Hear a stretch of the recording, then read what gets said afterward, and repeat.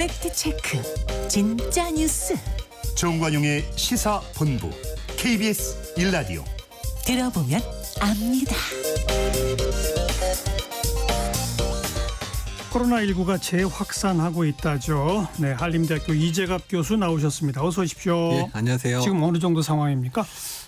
이미 작년 여름 수준은 넘어선 것 같고요. 그래서 지금 입원 환자의 규모도 작년 픽 이제 정점 때보다 많고, 그래서 아마도 이제 우리가 엔데믹이라고 선언한 이후의 유행 중에서는 가장 큰 유행이 되지 않을까 이렇게 예측을 하고 있습니다. 왜 이렇게 늘어나는 거예요? 여러 가지 이유가 있기는 있는데요. 그러니까 첫 번째는 이미 이제 작년에 걸리셨던 분들이 대부분 7월 이전에 걸리셨고, 일단 지난 겨울에 유행이 매우 작았었거든요. 그리고 이제 백신을 맞으신 분들도 작년 가을에 이제 65세 이상이 한 40% 조금 넘게 맞기만 했기 때문에 많은 분들이 백신도 안 맞은 상황, 또는 맞았더라도 6개월이 지났고, 또 걸린 분들은 대부분 1년이 넘은 상황이다 보니까 면역이 많이 떨어지는 상황들이 됐고, 거기에다가 이제 변이가 유행하면서 특히 KP2나 KP3 같은 기존의 백신에 보다 들어있었던 이제 바이러스보다는 약간 좀 그 거리가 먼 그런 변이가 유행하다 보니까 두 개가 합쳐지면서 유행이 커지고 있다고 보고 있습니다. 요즘 유행하는 게 그 KP2, KP3 두 가지입니까? 예. 두 가지가 지금 절반 넘게 유행을 하고 있습니다.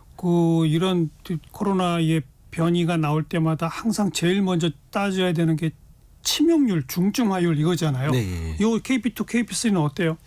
일단 이제 지난 봄부터 JN1이라 그래서 지난 겨울부터 유행을 했는데, JN1의 좀 아들하고 손자쯤 되는 변이라서, 그래서 기존 변이하고 큰 차이를 보이고 있지는 않습니다. 그래서 미국이나 유럽 데이터나 국내 데이터에서도 아직까지 중증 환자가 급증했다거나 이런 데이터는 보고된 적은 없습니다. 그나마 그건 다행이네요. 네.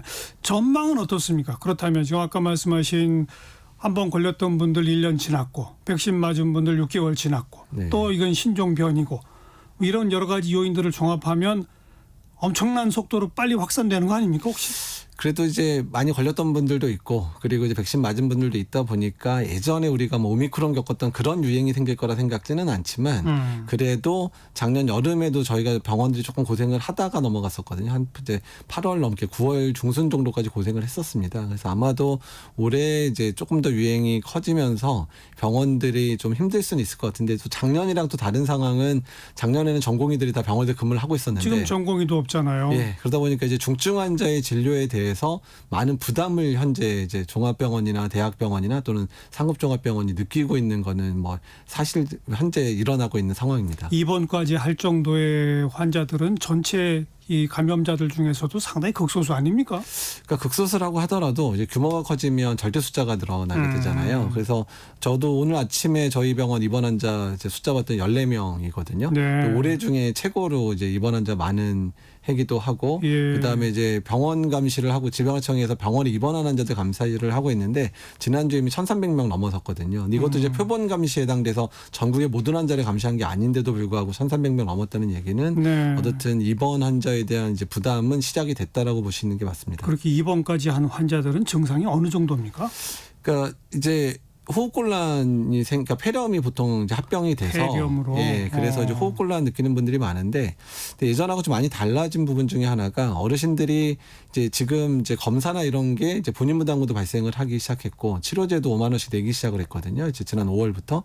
그러다 보니까 이제 검사를 좀 빨리 안 받으시는 게 있어요. 맞아요. 예, 그래서 뒤늦게 오시다 보니까 더 증상이 악화돼서 들어오셔서 폐렴도 매우 심해져서 오시고, 호흡곤란도 심한 상황으로 오셔서 병원에 입원하시는 분 중에 30-40%가 이미 이제 오셨을 때 중환자실로 올라가고 있는 상황이거든요. 이제 그런 부분들도 이제 급여화 되면서 생겼던 여러 가지 비용 부담이 어르신들한테는 상당히 부담이 되고 있다라고 볼 수도 있을 것 같습니다. 근데 좀 치료제도 없다면서요?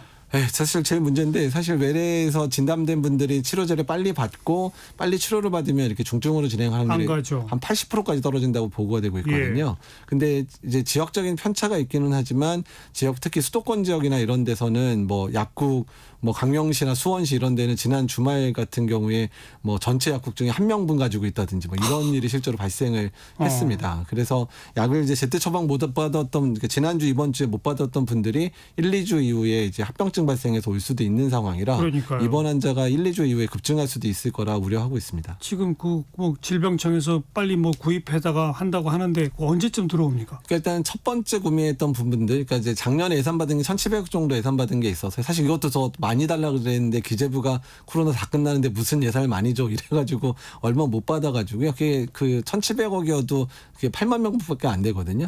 다음 주에 3만 명분이 먼저 들어옵니다. 그래서 일단은 먼저 풀리면 조금 이제 좀 해결이 될 거라고 생각은 되기는 하는데 어쨌든 이제 본격적으로 기재부에서 한 3천억 정도 더 예산을 책정을 해주면 이번 달 말이나 되어야지 이제 원활하게 처방을 받을 수 있을 것 같습니다. 그거 다 뭐죠? 이름이 팍스로비드하고 라게브리오. 그렇죠. 다 미국에서 사오고 그러는 거 아닙니까? 네, 다 이제 미국 다 국내 회사들입니다. 치료제도 그 허가 신청한 것들이 있다는데 왜 그건 빨리 안 돼요? 근데 공제에 신청한 약제 중 일부는 이제 그런 식약처의 판단이나 질병관리청 판단에 아직까지 약의 효과에 문제가 있다든지 긴급성의 문제가 있어서 아직은 승인하기 어려운 약이 있고요. 일부 이제 일본에서 개발해서 승인된 약은 현재 약제를 신청해서 현재 심의를 하고 있는 것으로 알고 있습니다.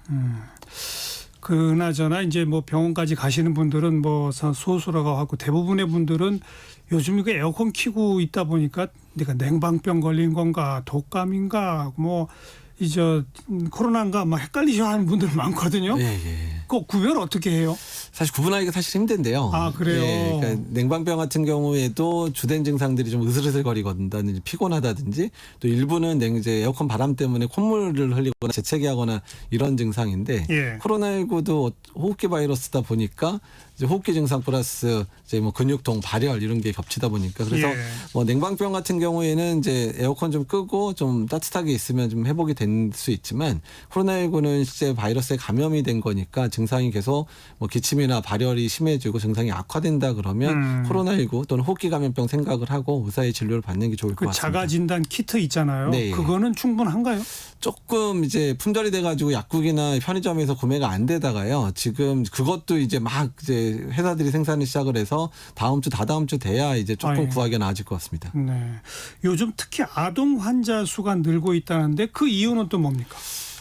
이제 호흡기 바이러스의 기본적인 특징입니다. 인플루엔자도 그렇고 코로나19도 그렇고요. 유행의 초기에는 아동들이 좀 많이 모이잖아요. 그러니까 지금 뭐 방학이기로 해서 사실 덜한 거기는 하지만 그럼에도 뭐 학원이라든지 뭐 유치원 이런 데는 이제 방학 기간 짧고 이러다 보니까 아이들이 많이 모이고 그래서 초기 유행은 아이들이 키웁니다. 그래서 10대, 20대가 유행을 키우고 그 이후에 그 유행이 어른한테 넘어가면서 전반적으로 이제 사망률이 올라가는 예. 패턴을 보여서 지금 초기 유행의 모습이라고 보시면 됩니다.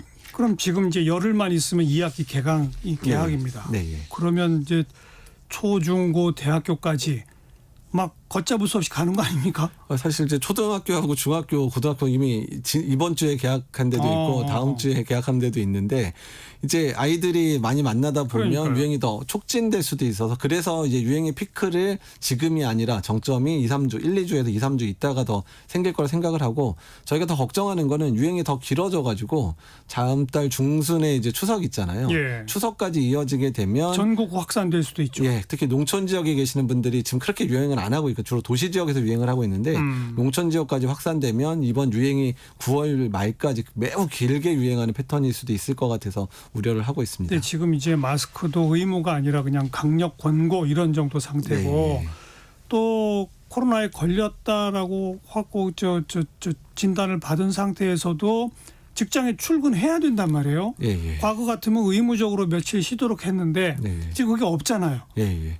이거 빨리 좀 정부가 새로운 기준을 만들어야 되는 거 아니에요? 그래서 기준을 만드는데 이제 코로나19만 가지고 기준을 만들기는 사실 어렵기 때문에 그런 호흡기 감염병 또는 여러 가지 이제 감염병이든 여러 가지 질병에 걸렸을 때 좀 휴가를 이제 유급 휴가를 쓸 수 있게 하는 그런 상병 수당이라든지 이런 상병수가 이런 부분들이 만들어지지 않고서는 거의 어렵고 특히 우리나라 상황이 외국보다 더 그런 게 외국은 아프면 정말 쉴 수 있는 문화가 돼 있다 보니까 회사에서 자체적으로 휴가를 주거나 그러는데 우리나라는 그런 게 좀 아직도 문화로 정착이 안 된 상황이어서 그래서 법적인 강제성을 가질 수 있는 그런 뭐 상병 수당이라든지 이런 것들을 만들어서 해결해야 되지 않을까라고 생각을 하고 있습니다. 또 사실 코로나에 걸렸는데도 나는 출근했어요. 그러면 주변 사람들이 또 더 불안하잖아요. 그렇죠. 예, 그리고 좀 며칠 있다가 또 주변 사람들 걸리기 시작하면 사실 직원들 사이에서도 그죠. 관계 문제도 생길 수 있거든요. 그러니까 사실 지금 뭐 정부가 의무로 부여하지 않았다 하더라도 코로나 걸렸다 하면 출근 안 해야 되는 거 아니에요? 예, 맞습니다. 그게 이제 가장 중요하고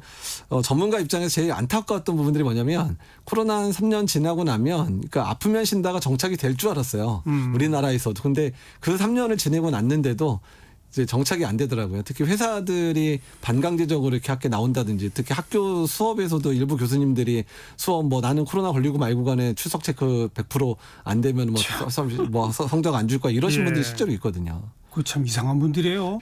공중보건에 대한 생각이 없는 겁니다. 잘 모르겠습니다. 뭐가 우선시 돼야 되는지에 대해서 좀 생각이 다르신 것 같습니다.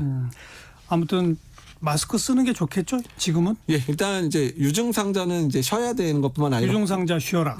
그리고 만약이라도 이제 어디 나가야 된다면 마스크 쓰고 나가야 되고요. 특히 다수가 모이는 장소 네. 이런 데는 그리고 고위험군은 지금 상황에서 마스크 꼭 쓰셔야 됩니다. 네, 고위험군이라고 하는 게 65세 이상 65세 이상 또는 이제 기저질환자? 예, 기저질환자. 그렇죠. 지금 근데 그 코로나 치료제도 그 65세 이상 이런 분들한테만 처방하잖아요. 예, 현재 60세 이상으로 돼 60세 있고요. 이상. 그다음에 60세 미만은 기저질환이 있는 분들. 그러니까 그런 기저질환은 없고 나이가 60이 안 된 분들은 내가 코로나 걸렸어도 치료제도 처방을 못 받는 거 아닙니까? 그렇죠. 그냥 일반 증상 조절하는 약만 처방받을 수 있습니다. 내가 내 돈 낼 테니 치료제 좀 주세요 해도 안 돼요? 이제 급여화가 되면 이제 될 수 있거든요. 급여화가 돼서 회사에서 약을 이제 공급을 본격적으로 하면 지금 국가에서 수매해서 국가에서 필요한 사람한테만 이제 약을 나눠주는 방식으로 가다 보니까 지금 그게 안 되는데요. 근데 사실 약값이 너무 비싸요. 약값이 지금 아마 70만 원에서 한 100만 원 사이 정도 되다 보니까 예. 본인 부담 100%라게 되면 어느 누구도 그 약을 아프다고 해 사 먹지는 않을 것 같은 분위기고 또 급여화 됐을 때 저희가 제일 걱정하는 거는 기본적으로 외래 급여화 됐을 때 약제는 20-30%의 본인 부담이 생기거든요. 그렇죠. 근데 70에서 100만 원이면 거의 2-30만 원 정도 되고 고위험군분들이 약을 사야 되는 예, 상황이 돼서 예. 그러면 또 약 처방에 대한 이제 금전적인 그런 부분이 있어서 이제 그런 부분들도 걱정이 됩니다. 그래서 저희가 이제 급여화가 되더라도 약가를 좀 초기에는 좀 낮게 잡아달라고 정부에 요청을 하고 있는데 그런 부분도 같이 선행돼야 될 것 같습니다. 그 치료제라는 게 먹으면은 증상을 그냥 완화시키는 겁니까? 아예 완전히 완치시키는 겁니까?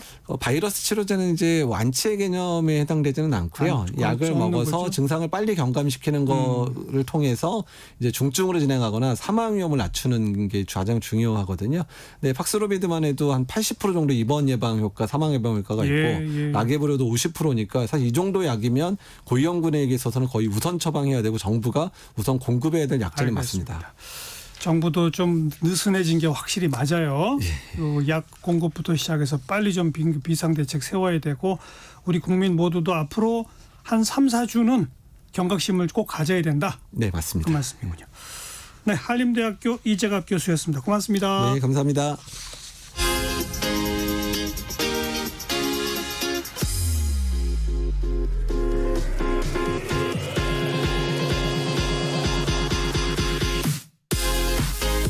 대한민국 시사의 중심 토요일 일요일 낮 12시 10분 KBS 1라디오 정관용의 시사본부.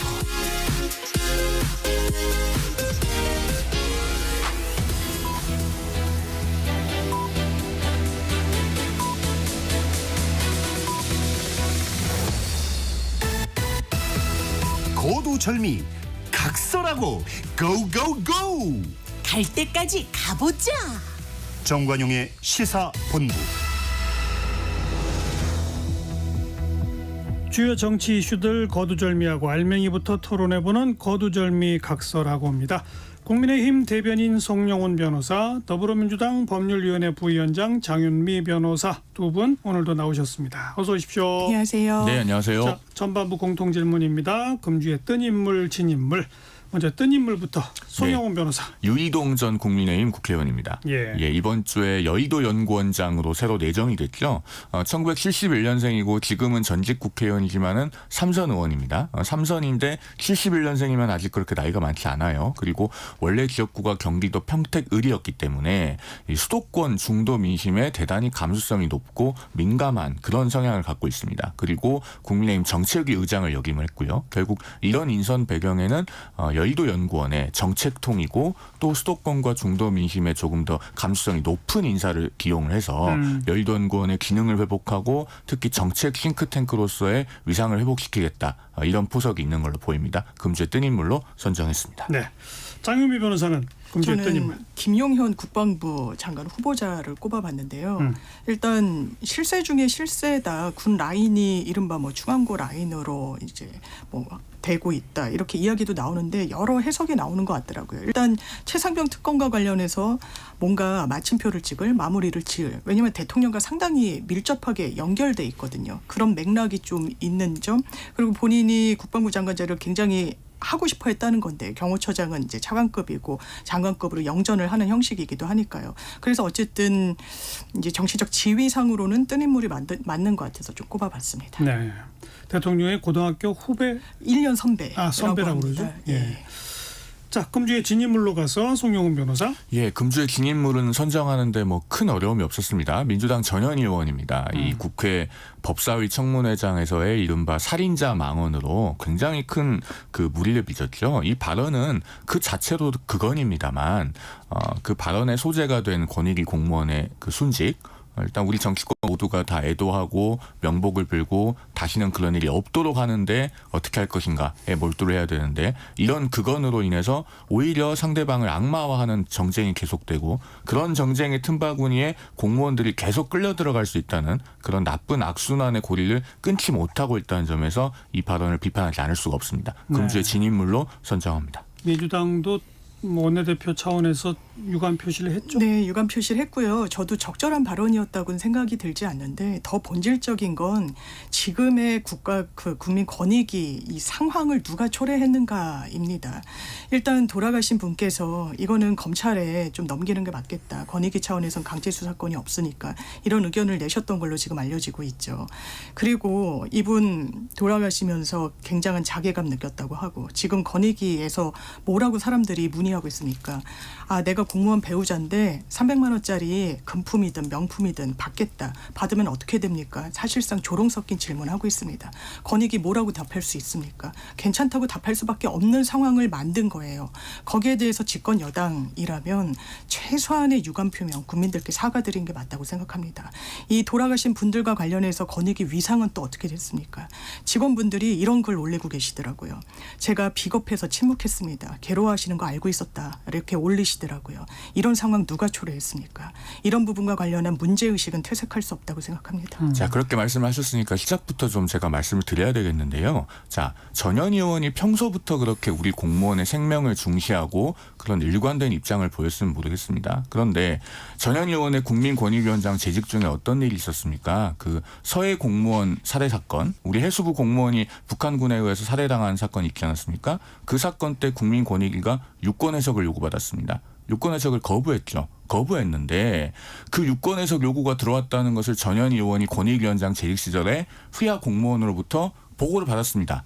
그런데 보고를 받고 나는 보고 안 받은 걸로 해달라라고 했죠. 이거 공무원에 대한 정상적인 요구입니까? 정당한 요구입니까? 대단히 부당하죠. 그것이 한 언론에 의해서 단독 보도돼서 세상에 공개된 일이 있었습니다. 자, 우리 그 서해 공무원의 생명은 덜 중요하고 이번에 돌아가신 권익위 공무원의 생명만 중요합니까? 전현 의원이 이렇게 일관되지 못한 태도를 취했기 때문에 이런 그건에 대해서는 더더욱 비판하지 않을 수가 없는 겁니다. 대단히 부적절한 반론이라고 생각하고요. 일단 서해 공무원 사건 수사하고 있지 않습니까? 그 부분과 관련해서요. 거기에 대해서 책임이 질 일이 있으면 책임지는 게 법과 원칙입니다.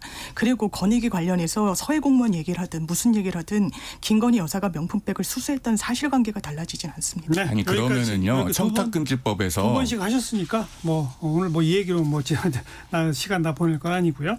금주의 진인물 장유미 변호사 또 누굴 꼽으셨나요? 저는 김영석 독립기념 관장을 다시 한번 좀 꼽아봤는데요. 일단 두쪽난 광복 그 기념회 그 경축식 유례가 없는 일이고 거기에 가운데 정말 핵심 인물이라고 생각합니다. 그리고 사실 김구 선생의 손자를 이종찬 광복회장이 밀었다고 했을 때 이분이 뭐 과거에 형사처벌 전력이 있어서 안 된다 뭐 이런 입장이 나왔었어요. 그런데 김영석 이 신임 관장 같은 경우에도 국가 보조금을 5억 원 이상 장부 조작을 했다는 혐의로 500만 원 벌금형을 받았습니다. 확정이 됐어요. 그렇다면 같은 선상이라면 이분도 적절한 인사는 아니라 진인이라는 거 아니겠습니까? 정부의 설명에 따르더라도. 네. 그렇다면 진인물인 점 그리고 여권 내부에서도 이게 자진 사퇴 이야기가 나온다는 점을 좀 이 정부가 겸허히 새겨야 된다고 생각합니다. 뭐 이번 한 주는 그 광복절 뭐 두 조각 난 광복절 뭐 이런 그 또 뭐 이정찬 회장의 어떤 발언 또 윤석열 대통령의 광복절 경축사 뭐 이런 것들이 또 가장 뜨거운 이슈였으니까 요 얘기 좀 더 본격적으로 나눠봅시다. 국민의힘 내부에서도 몇몇 의원들이 김영석 독립기념관장 좀 부적절하다. 스스로 물러나라. 뭐 이런 얘기로 나오긴 나오더라고요. 일단 그 초선의 김용태 의원 그리고 이제 육선 최다선인 조경태 의원께서 그런 말씀을 공개적으로 하셨는데 아직까지 당 차원에서 이 김영석 독립기념관장의 거취에 관해서 어떤 통일된 입장이 정해진 건 없습니다. 다만 저는 이렇게 생각합니다. 그 김영석 독립기념관장에 대해서요. 비판의 과정에서 여러 가지 딱지 붙이기가 있었습니다. 뭐 뉴라이트다, 친일이다 이런 것들이 있었는데 실제로는 그럴 만한 근거가 제대로 확인이 된 게 없습니다. 그러니까 예를 들면은 뭐 김영석 독립기념관장이 건국절 제정에 동참하려고 한다 이런 그 비난이 있었는데 실제로 본인은 그런 적이 없고 나는 건국절 그런 거 추진하려는 사람들을 비판해 왔다. 이렇게 인터뷰와 기자회견에서 거듭해서 밝히고 있습니다. 그다음에 이종찬 광복회장은 무슨 김구 선생을 테러리스트로 격화시키려고 하는 거대한 계획이 진행 중이다. 뭐 이렇게 라디오 인터뷰에서 주장을 했는데 정작 김영석 독립기념관장은 본인이 2022년에 쓴 그 끝나야 할 역사전쟁이라는 책에서 이승만 전 대통령과 김구 선생을 두 분 다 똑같이 국부로 모셔야 된다 이렇게 주장을 하고 있다고 해요. 그러면은 국부로 모시자는 분이 테러리스트로 격화를 시키려고 하겠습니까? 앞뒤가 안 맞죠. 그러니까 실체가 확인되지 않고 근거가 불분명한 주장들을 가지고 이분을 무슨 뉴라이트니 친일이니 이렇게 비난하면서 물러나라고 해왔다는 점에서 적어도 이것이 객관적인 팩트에 근거한 비판은 아니지 않나라는 생각이 들고 다만 이제 어제 언론에서 그 김영석 전 관장에 대한 판결문이 새로 보도가 됐죠. 그 부분은 월급 500만 원 확정 판결. 그렇습니다. 예. 그 부분은 이제 새로 나온 사실이기 때문에 이거는 구체적으로 어떤 내용인지 한번 좀 살펴볼 필요는 있을 것 같습니다. 48년 건국절에 대해서 뭐 실체가 없다. 김영석 관장과는 관계가 없다. 팩트가 아니다. 뭐 이 부분은 차츰차츰 따지면 될 것 같고요. 이분이 이제 책에서는 그런 취지의 이제 글을 썼다라고 이제 나오고 있는 부분이 있고 그렇다면 팩트에 기반해서 뉴라이트냐 아니냐는 저는 이 사건의 본질이 아니라고 생각합니다. 그냥 역사관을 이런 왜곡된 역사관을 가졌는지 안 가졌는지 독립기념관장 자리에 과연 적임자인지 아닌지를 따져보면 될 텐데요. 이분 같은 경우에는 이렇게 이야기를 하죠. 많은 국민들이 잘못 알고 있는 사실관계가 있다. 대한민국이 45년 8월 15일에 광복된 게 아니다. 그때는 찾을 주권 이런 게 없었기 때문이다. 신민의 지위에 있었기 때문이다라고 이야기를 합니다. 신민의 지위에 있었다라는 것은요. 이를테면 일본 제국주의의 어떤 그 체제 정당화시켜주는 겁니다. 온당한 겁니다. 그렇다면 독립운동 그리고 독립을 위한 이런 선조들의 노력이 무슨 의미가 사실상 있는 겁니까? 이런 사람이 면접 때도 동일한 이야기를 거듭했다라는 거예요. 그럼 면접 과정에서도 뭐 이종찬 광복회장이 공무 집행 방해로 이제 고발장을 제출했으니까 수사도 진행이 될 텐데 관련자들 비전문가로 보이는 인사들이 이 경쟁자들한테는 다 0점을 많이 주기도 했고요. 그래서 이 부분과 관련해서는 이거는 너무 정부의 부담이 된다. 또 어떻게 합니까? 뭐 독도 철거 그 조형물을 철거를 한다. 뭐 여러 이런 점점들이 모여서 뭐 친일 정권이라고 이야기하는 거 저도 뭐 동의하지 않습니다. 근거가 없다면 그렇게 폄훼하면 안 되는 거죠. 그런데 지금 우리 앞에 펼쳐지는 상황이 과연 그런가라는 물음표가 사라지지 않고 있는 건 맞는 것 아까 같습니다. 일부 시간에 그 신지호 전략부총장 출연에서도 김영석 독립기념관장 관련해서 뭐 건국절 이런 건 생각이 전혀 그렇지 않다라고 하지만 부적절하고 좀 문제 소지가 있다라고 인정한 게 일제시대 때 우리 국민들은 일본 국민이었다라고 하는 네. 그 표현에 대해서는 신지호 부총장도 문제가 좀 있다라고 인정을 하던데 어떻게 아니 보세요? 일본 국민이었다는 게 아니고 그것도 제가 정확한 워딩을 이제 본인의 인터뷰로부터 들었는데 일제 시대에 그 우리 국민의 국적이 뭐였냐라고 물으니까 일본이었다. 그러니까 우리가 독립을 해서 나라를 되찾으려고 한 건 아니냐. 뭐 이런 취지인데 그 얘기는 약간 이제 본인이 표현을 섬세하게 하지 못하고 거두절미된 측면이 있는 것 같습니다. 그러니까 강제적으로 불법적으로 무효인 그 병합을 당해서 우리가 주권을 억울하게 상실했지 않습니까? 그런 상태에서 이제 일본은 그 조선 민중을 그 당시에 국적을 일본으로 하려고 했죠. 그런 강제성에 대해서 이제 강제로 그렇게 된 상태라는 걸 얘기하려는 취지였던 것 같아 보이고요. 그리고 일단 강제성 이런 표현을 자기가 다 못했다라고 하는 건 인정을 한 거죠. 그런 취지인 걸로 보입니다. 근데 김영석 관장 그리고 얘기하는 이 건국과는 좀 전에 이제 건국에 관해서 말씀을 하셔서요. 좀 덧붙이면은 이분은 1919년에 3.1운동과 대한민국 임시정부 수립으로 우리 건국이 시작이 돼서 1948년에 대한민국 정부 수립으로 건국이 완성됐다. 즉 29년에 걸친 과정으로서의 건국을 이야기하는 겁니다. 그러면은 이 정도가 우리 사회가 수용할 수 없는 역사관이고 독립기념관장을 도저히 맡아서는 안 되는 것인가? 저는 그 부분에 대해서는 비판이 대단히 무리한 측면이 있다. 이렇게 봅니다. 이게 한 인물이면은 뭐 이렇게 이야기하면 아 이렇게 여러 다층적인 면이 있나 이렇게 생각할 수 있을 텐데요. 지금 독립기념관 이사의 박이택 씨라는 사람이 있습니다. 이렇게 이야기를 해요. 일제 시대에 우리 강제 수탈 당했다고 하는데 이거 잘못된 거다. 이게 팩트가 아니다라는 거예요. 정상적인 수출이었다라고 이야기를 합니다. 반일 종족주의에서는 독도가 우리 땅이 아니라고 이야기를 하죠. 위안부 강제성 없었다고도 이야기를 합니다. 공동 저자가 지금 한국학중앙연구원장에 있어요. 한국의 정신, 혼, 역사 이런 부분을 연구하는 기관의 기관장입니다. 이런 여러 인사들과 관련해서 그러니까 이게 내년이면은 광복 70주년이 되는데 뭔가 거대한 음모가 있는 거 아니냐 광복회장이 그렇게 이야기를 하잖아요. 건국절과 관련해서 뭔가 건국의 아버지로 이승만 전 대통령을 또 이야기하고 이러려는 하나의 흐름으로 보인다라는 문제 제기가 이런 맥락에서 나오는 것 같습니다. 내년이 이제 80년이고. 아 80주년. 네네 죄송합니다. 아니 그런데 자 한국학중앙연구원장의 인사에 문제가 있으면 그건 개별적으로 따지면 될 일입니다. 그런데 왜 독립기념관장을 본인의 잘못이 아닌 걸 가지고 사퇴를 하라고 하고 그다음에 더 본질적으로 자 독립기념관장 인사에 대해서 뭐 여러 가지 의견이 있을 수 있어요. 논란도 있을 수 있고 비판도 있을 수 있는데 그렇다고 광복절 경축식에 야당이 전부 다 불참을 하고 광복 행사에 따로 갑니까? 그다음에 이종찬 광복회장도 그렇게 하시면 안 되는 게요. 야당 정치인들이 거기에 오면은 우리는 초청을 안 한다, 안 했다라고만 할 게 아니고 야당 정치인들한테 그건 따끔하게 꾸짖어야죠. 아무리 그래도 정부 주최의 광복절 경축식 행사에는 갔다가 와라. 갔다가 여길 오는 것까지는 말리지 않겠다. 그래도 선조들께서 다 보고 계신데 우리 독립운동 하신 선조들께서 예. 이렇게 갈라져서 광복절 경축식 마저 치르는 세상을 원하면서 독립운동을 하셨겠느냐. 그러는 건 도리가 아니다. 갔다 와라 하셨어야죠. 정부 기념식에 참석 안 한 거에 대한 것은 한마디 하시면. 네, 이건 참석할 수 있는 자리가 아니죠. 대통령께서 그런 인식을 보여주고 계시는데 어떻게 참석을 합니까? 광복회와 쪼개져서 한 거는 광복회가 신설된 이후 단 한 차례도 없었습니다.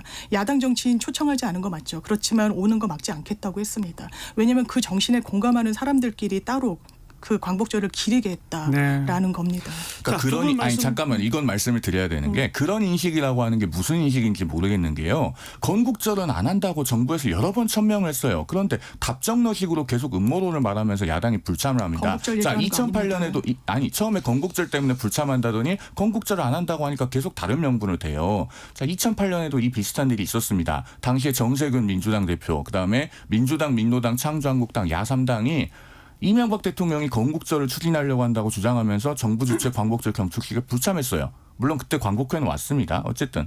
그런데 이명박 대통령은 그때도 광복절 당일에도 나는 건국절 같은 거 할 생각이 없다라고 천명을 했고 우린 지금까지 건국절 같은 거 구경도 못 해봤습니다. 제가 딱 한마디만 덧붙여서 드릴게요. 자꾸 야권에서 음모론을 얘기를 하시는데 만약에 이 정부에서 누군가가 정말로 건국절 같은 걸 만들고 싶은 생각이 있다.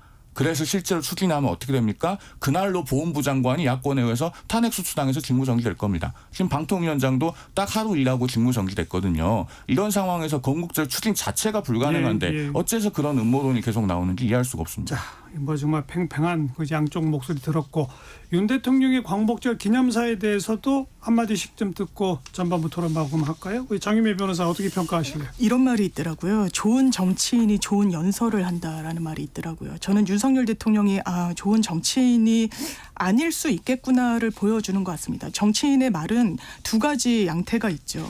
합의 그리고 어떤 통합을 모색하는 말이냐, 분열과 갈등을 조장하는 거냐.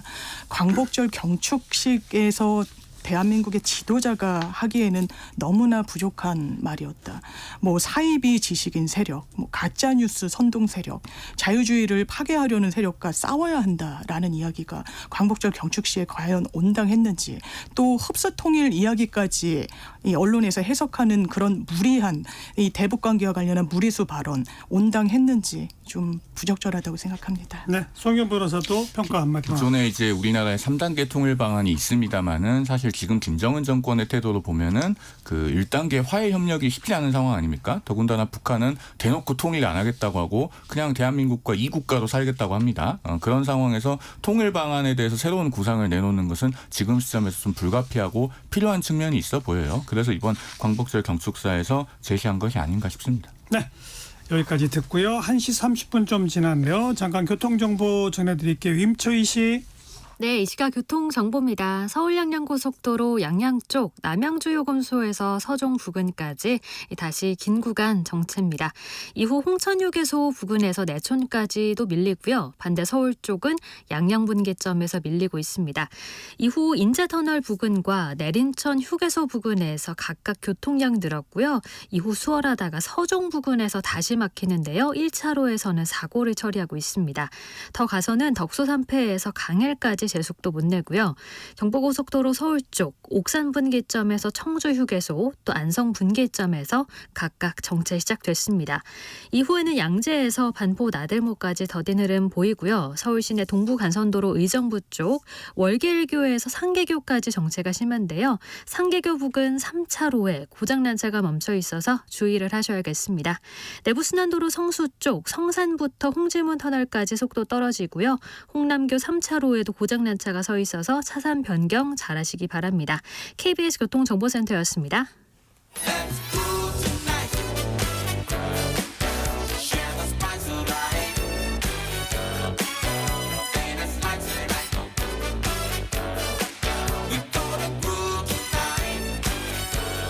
국민 MC 정관용. KBS 1라디오 정관용의 시사본부. 들어보면 달라요.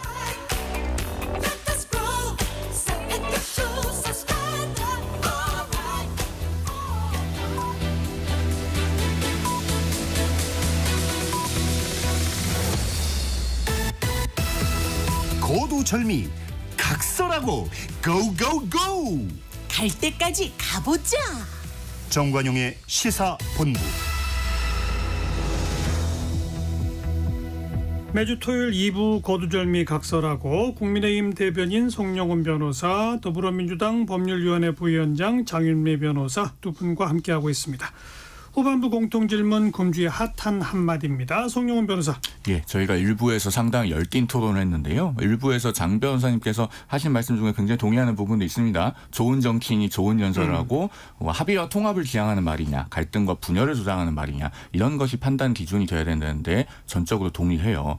그런 점에서 지금 민주당 최고위원 후보들이 이번 주에 보여준 그건 막말 헛소리 3종 세트를 꼽아봤습니다. 일단은 첫 번째가 전현희 의원이 했던 그 살인자 발언이고, 그다음에 이렇게 지금 5등과 6등이 최고위원 선거에서 0.02% 차이로 치열한 경쟁을 벌이고 있는 상황에서 전현희 의원이 이렇게 살인자라고 하는 그건으로 주목을 받다 보니 5.11 달리고 있는 이현주 의원이 그 다음날 페이스북에 이렇게 올렸습니다. 친일 괴뢰 정부 윤석열 정부를 퇴출시키자. 아니 친일 딱지 붙이는 것도 억울한데 괴뢰가 뭡니까 괴뢰가. 그리고 자 이렇게 하니까 지금 3.11 달리고 있는 김병주 의원도 또 그 사실과 다른 말을 해서 여론의 주목을 받으려고 해요. 15일 오후에 어떤 말을 했냐면은 그 김용현 국방부 장관 후보자 지명과 관련해서 탄핵으로 가면은 계엄을 선포할 우려가 있다. 친정 체제가 구축되면은 그런 것을 쉽게 할 수 있는 상황이 된다. 이런 말을 했는데요. 이건 한마디로 말하면 새빨간 거짓말입니다. 왜냐면요. 헌법 77조 5항에 계엄은 제적 의원 과반수가 동의하면 무조건 해제해야 되도록 돼 있어요. 민주당이 지금 과반수 아닙니까? 탄핵 같은 거를 할 리도 없다고 생각합니다만은 계엄을 어떻게 선포합니까? 그러니까 지금 민주당 최고위원 경선이 이런 식으로 그건 막말 그리고 사실과 다른 허위 주장을 통해서 당원의 주목을 받으려고 하는 상황으로 가고 있다. 그 말씀을 드립니다. 네. 금주의 한마디 3개를 꼽아오셨어요. 정미 변호사도 몇 개 하셔도 됩니다. 몇 개요? 저 하나 남았기 때문에 하나 하겠습니다. 아니 저는 박찬대 원내대표가 한동훈 대표가 제안한 최상병 특검안 받겠다. 예. 이게 제가 좀 놀라기도 했고요. 근데 그 수순으로 안 갈 도리는 없었던 것 같습니다. 민주당으로서도 너무 소모적인 논쟁이 있어요. 이 특검을 누가 추천하느냐. 이제 국민의힘 입장에서는 한동훈 대표 입장에서는 독소 조항이라고 생각할 수 있을 겁니다. 뭐 과거에 뭐 드루킹 특검 이랬을 때도 이제 수사 대상이 되는 진영에서 특검을 지명하는 건 과연 맞느냐 이런 문제의식이 있음에도 예, 불구하고 거기에 뭐 동의할 수 없다면 그거 하나 때문에 최상병 특검과 관련한 논의가 중단될 필요는 없는 거니까요. 그러니까 민주당이 좀 어떻게 보면 이제 전향적인 안을 받은 것이고 이제는 한동훈 대표의 좀 숙고의 시간이 된 것 같아서 이제 네. 묘한 한마디인 것 같습니다. 뭐 저는 뭐 방송 진행하면서 항상 우리 정치가 좀 미래로 가는 생산적 정치가 네. 돼야 한다. 이 점을 항상 강조하고 지난 한 주 너무나 극한적인 그 분열상을 보여주고 과거 역사 논쟁을 지금도 계속 되풀이할 수밖에 없는 이런 게 참 안타까운 그런 심정인데 저도 이 민주당이 한동훈 대표의 특검법 받을 수 있다 이렇게 나오고 그러니까 또 한동훈 대표는 그러면 이제 본인들이 주장하는 이른바 제보 공작 그것도 포함시켜서 한번 논의해 보자 뭐 이렇게 나오는 거는 그나마 좀 지금까지의 그 극한 대치와는 좀 달라진 양상 아닙니까? 자 어떻게들 평가하세요? 뭐 접점을 찾아갈 수 있을 거라고 생각을 하고요. 접점을 찾을 거라고 봅니다. 근데 박찬대 원내대표가 기왕에 이걸 수용을 정말로 할 거면 왜 기한을 붙이는지 모르겠어요. 10일 이내에 뭐 답하라고 하지 않습니까? 법안을 내라. 그죠? 그런데 지금 국민의힘에서도 당내 의원들이 의견이 여러 갈래로 다르다는 것은 이미 알려진 바입니다. 그러면은 한동훈 대표로서도 그런 부분을 설득할 만한 시간이 필요하죠. 지금 이제 지난주에 겨우 이제 당 지도부가 제대로 구성이 됐으니까요. 이제 뭐 의원들 한 사람 한 사람 만나가면서 좀 설득하고 당론을 모아가기 위한 시간이 필요합니다. 그런데 박찬대 원내대표는 뭐 열흘 안에 답해라. 라고 하는데 그렇게 하는 것이 정말로 진정성 있는 합의를 위한 바람직한 태도인지는 모르겠어요. 다만 그것과 별개로 한동훈 대표는 본인의 말을 그렇게 뭐 손바닥 뒤집듯이 하거나 잘 어기는 사람이 아니기 때문에 제3자 추천 정확하게는 이제 대법원장 추천이죠. 대법원장 추천 특검 법안을 내기 위한 노력들을 계속 할 거고 그게 이제 어느 시점에 오면은 뭐 그 가시적인 결과가 나올 거라고 봅니다. 네. 법안 당론으로 되겠죠? 일단은 그 의원들을 좀 설득하고 대화를 하는 과정을 거쳐야 됩니다. 그러니까 지금 뭐 언론에 이미 많이 알려졌습니다마는 국민의힘 의원들 중에서는 이 특검은 공수처 수사 결과 다 나와 보고 해야 되는 거 아니냐라고 하는 부분에 대해서 상당히 확고한 입장을 갖고 계신 분들도 있어서 이분들과는 좀 대화의 시간이 필요할 것 같습니다. 그러니까 시간이 좀 걸리면은 설득은 된다고 보신다? 한동훈 대표는 그렇게 할 의지를 갖고 있다고 저는 봅니다. 저는 개혁신당에서 한 말에 되게 공감이 됐는데요. 네. 이거 발의 안 하면 국민들 앞에서 한동훈 대표가 거짓말한 거고 당내 반발 제대로 추스르지 못하면 그냥 무능한 거다. 이렇게 이야기를 하더라고요. 저는 한동훈 대표 앞에 놓인 선택지의 정답은 정해져 있는 것 같아요. 이걸 그냥 돌파해야 되는 겁니다. 당내 상황 좋지 않죠. 최고위원들이 막 들이받거든요. 당신이 우리 원내사령탑 아니지 않느냐. 저는 그런 최고위원 보지 못했습니다. 정치권에 오래 계셨던 선배분들 말씀을 듣더라도 당대표가 하면 그 정도 그립감은 훨씬 원내대표보다 강하다는 거예요. 근데 물론 당에 넘어야 될 산 그 부분이 정치력을 발휘해야 되고 어려운 사정이라는 건 민주당도 압니다. 그런데 한동훈 대표는 대표에서 멈춰 서실 분이 아니시잖아요. 대통령을 하기 위해서 사실 최상병 특검안 받겠다고 이야기한 부분도 저는 있다고 생각합니다. 중도층 원하고 있거든요. 그렇다면 가장 큰 부담은 사실상 윤석열 대통령과의 일전을 불사해야 된다는 부분인 건데요. 그것을 회피하거나 우회하는 방식으로의 어떤 상황을 보여준다면 전 중도층이 외면을 받을 거라고 생각합니다. 민주당 입장에서 이제 한동훈 계속 힘내라 이제 그러는 거네요. 화이팅 뭐 이렇게 하는 부분도 있는데 그게 단순히 한동훈 대표 이 개인의 뭐 이런 걸 떠나서요. 이건 당연히 민주당으로선 3번, 4번, 100번, 1000번 안 할 수가 없는 법안인 거예요. 이건 국민의힘도 알겠고요. 저는 마찬가지로 그 생각합니다. 이른바 제보 공작도 포함돼야 한다라는 그런 인식에 대해서는 민주당 생각이 어떻습니까? 저는 개인적으로 이걸 들었을 때는 이게 이른바 뭐 이름을 얘기해도 되는지 모르겠지만 뭐 김모 변호사가 이건 사실 민주당 당적으로 출마까지 했던 사람이고 예. 거기에 대단히 적극적으로 뭐 하는 게 정치적인 의도가 있는 거 아니냐. 전 뭐 이렇게 제기할 수 있다고 생각합니다. 근데 이제 문제 제기 방식이 그렇다면 그렇다면 정말 무슨 협작이 있었거나 이런 근거가 있어서 한다기보다는 이런 메시지에 대해서 방어하기가 조금 밀리니까 메신저를 공격하는 수단이라고 생각을 해요. 권성동 의원이 문제 제기했던 방식이 그랬던 것 같습니다. 뭐 사진을 어떻게 청문회 과정에서 입수했느냐. 장경태 의원이 얘기했어요. 이종호 씨로부터 뭐 받았다. 그러면 그게 수사까지 할 대상인지 같이 특검까지 할 대상인지 저는 개인적으로 의문입니다만 이건 수사에도 밝혀질 부분이 사실상 없다라고 생각합니다. 그냥 본인이 통화한 내역, 카톡에서 주고받은 내역을 공수처에 협조하고 이런 부분이거든요. 지금까지 나온 걸 보면. 그러면 민주당도 대승적인 차원에서 같이 넣어서 그럼 논의할 수 있다는 열린 자세 보이는 게 전 개인적으로 맞다고 생각합니다. 민주당에서는 구명 로비라고 표현하고 있고 그걸 이제 국민의힘에서는 제보 공작이라고 네. 표현하고 있으니까 그 일련의 과정을 들여다보는 거는 사실 뭐 처음부터 거의 다 들여다보면 되는 거 아닌가요? 그렇죠. 같은 맥락인 부분이. 그렇죠. 아니 그렇죠. 왜냐하면 우리가 기본적으로 어떤 고소나 고발된 사안에 대해서 수사를 할 때도 네. 그 고소나 고발의 내용이 허위라는 의심이 다분해지면 뭐도 수사를 합니까? 그 고소인이나 고발인이 무고를 한 것이 아닌지 예. 그다음에 무고인 것으로 밝혀지면 그 무고를 조사하거나 방조한 사람 없는지 수사를 합니다. 그러니까 이 제보 공작 의혹도 사실은 수사선상에 당연히 같이 오르는 게 맞아요. 그 장경태 의원과 민주당 서대문에 을에서 출마했던 김규현 변호사 간의 통화 녹취록을 보면요. 별 내용이 다 나옵니다. 김규현 변호사가 저한테 와서 거짓말도 좀 몇 번 했지만 자기는 송호정 선배랑 이종호 선배랑 다 잘 통하고 있고 대화도 잘하고 있다고 한다. 그다음에 그 김규현 변호사한테 아니 변호사님이 단톡방에 있으면서 같이 골프 모임도 하려고 했으면서 어떻게 이걸 누가 단톡방을 캡처했는지 모른다고 해요 하니까 김 변호사가 얼굴이 시뻘개졌다. 뭐 이런 얘기도 있고요. 그다음에 그 김 변호사가 이렇게 될 줄 몰랐다고 죄송하다고 한다라고 말을 하니까 장경태 의원이 이렇게 될 줄 몰랐다? 김규현이 뭐 이렇게 될 줄 몰랐어. 이걸 지금 기획하고 작업한 사람이지. 이런 내용들이 나옵니다. 이거 동아일보가 다 그 보도해가지고 세상에 알려진 내용들이에요. 이 정도 되면은 수사를 같이 해야죠. 그리고 왜 이걸 지금 당론으로 못 정하고 있냐라는 부분을 말씀하셔서 제가 짧게만 보태면 국민의힘이 민주당과 같은 일극 체제에 있는 정당이 아니기 때문에 그럽니다. 올해 2월에 비례대표제도 결정할 때도 민주당 의원들이 의견이 반으로 갈렸는데 결국에는 의원들끼리 의원총회에서 대화와 토론으로 당론을 결정을 못하고 이재명 대표 한 사람한테 일임을 해버렸잖아요.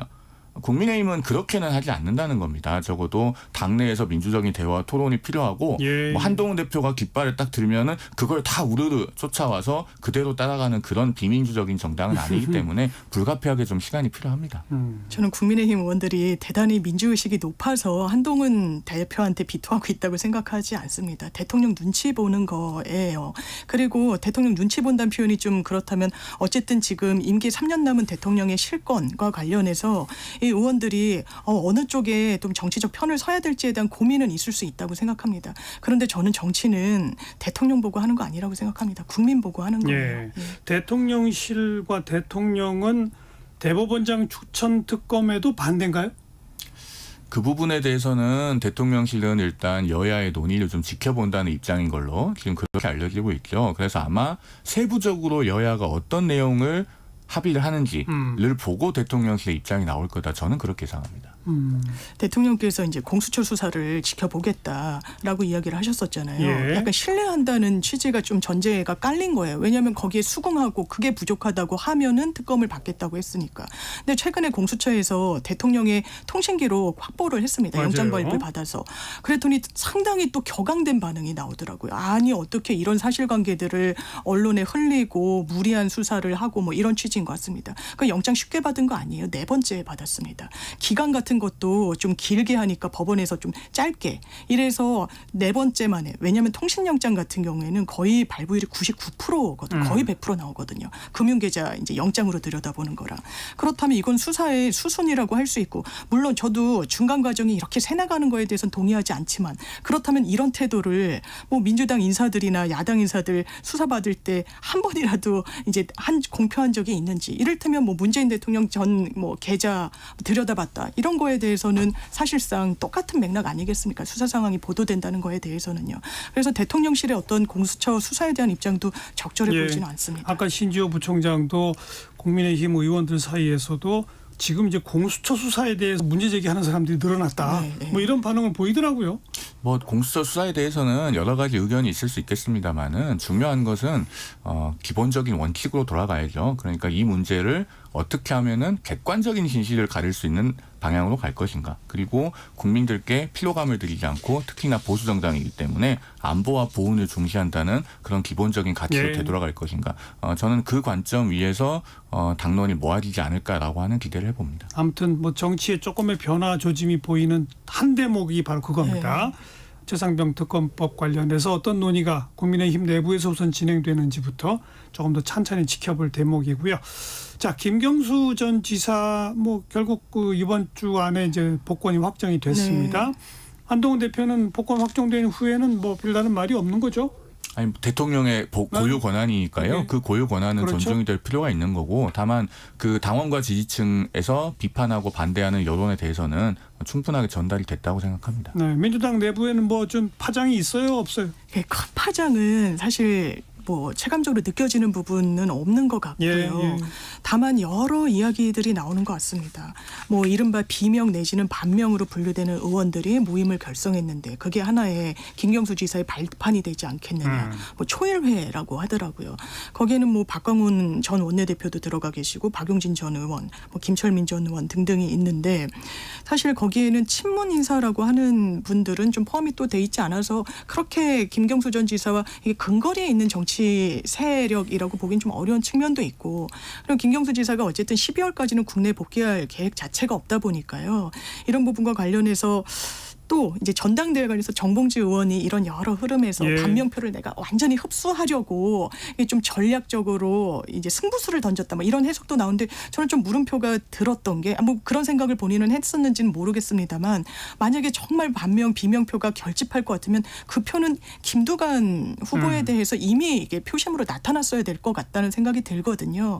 그래서 이 뭐 정봉주 의원의 어떤 흐름이나 뭐 비명 이런 부분과 관련한 큰 어떤 출렁임은 아직까지는 없는 것 같습니다. 그죠? 예.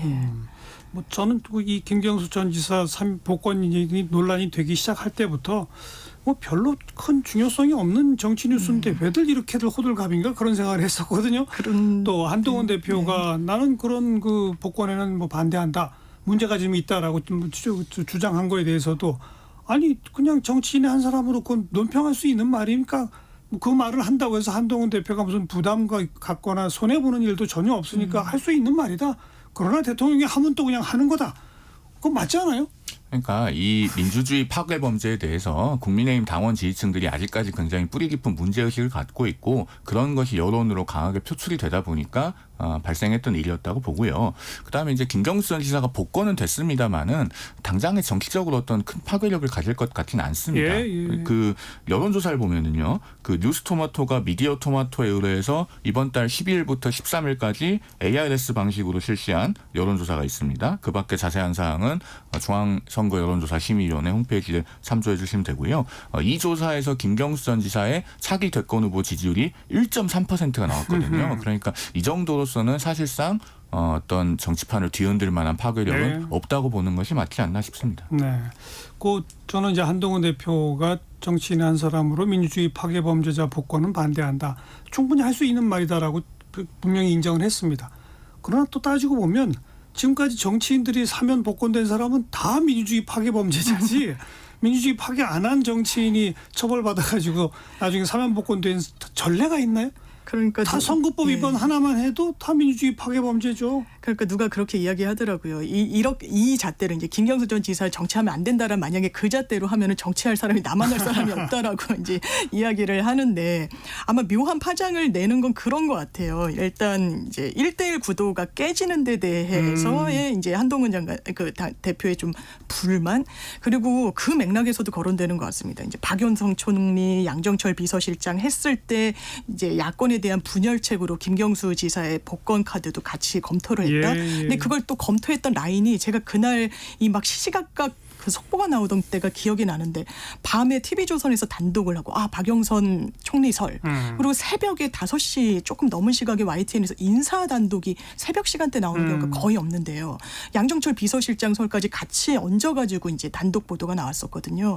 그랬는데 이 용산의 공식 라인 그러니까 뭐 인사와 관련해서 관여할 수 있는 뭐 홍보수석 대변인 다 모른다. 이거 낭설이다라고 했는데 이른바 김건희 여사 라인에서는 맞다. 또 막 이렇게 나오다 보니까 김건희 여사 라인에서 또 이 김경수 전 지사의 복권 카드를 좀 만지작거렸던 걸로 보여지고 그 연장선상에서 실제로 현실화되다 보니까 이거는 한동훈 대표를 겨냥한 거 아니야? 뭐 그러면서 일부에서는 정계 개편 이야기까지 하다 보니까 소설을 너무 많이 쓰네요. 이 피카소가 그리는 추상화라고 누가 그러더라고요. 네. 그 한동훈 대표가 1대1 구도가 깨지는 거에 대해서 불만이 있어서 일종의 정치공학적 계산을 갖고 이 복권에 반대했다라는 말씀에는 저는 전혀 동의할 수 없어요. 왜냐하면은 자 한동훈 대표가 정말로 차기 대권만 생각한다면 오히려 김경수 전 지사가 복권되는 걸 환영해야 맞습니다. 왜? 조국혁신당 같은 경우에요. 지금 그 과거에 친문 세력들이 모여 있는 정당인데 조국 대표가 앞으로 어떻게 될지 몰라요. 예. 대법원 판결 받아서 그 직을 상실하면 조국혁신당은 우리 정치적인 언어로 주인이 빕니다. 그러면 김경수 전 지사가 복권됐을 때 거기 가서 야권표가 분열될 수도 있거든요. 본인의 대권 가도만 생각하면 이런 걸 환영해야 맞죠. 그런데 원칙으로 돌아가서 그 민주주의 파괴 범죄에 대한 당원 지지층의 반대가 정말 어마어마했어요. 그래서 그 여론을 전달하지 않을 수 없었던 것이고 네. 우리가 범죄를 저지르면 다 민주주의 파괴 범죄 아니냐라고 하는데 그거는 저는 일종의 물타기라고 봅니다. 왜냐하면은 김경수 전 지사가 했던 그 드루킹 일당의 댓글 조작은 8,800만 회라고 하는 굉장히 천문학적인 횟수 아닙니까? 거기서 극히 일부는 이제 그 여당에 불리했던 것도 있기 때문에 조금 제한다고 해도 굉장히 많은 수천만 회가 법원에서 다 인정이 됐어요. 네, 그 최대 수혜자가 문재인 전 대통령인데 지금까지 한 번도 정치적인 의미에서조차 사과를 한 적이 없습니다.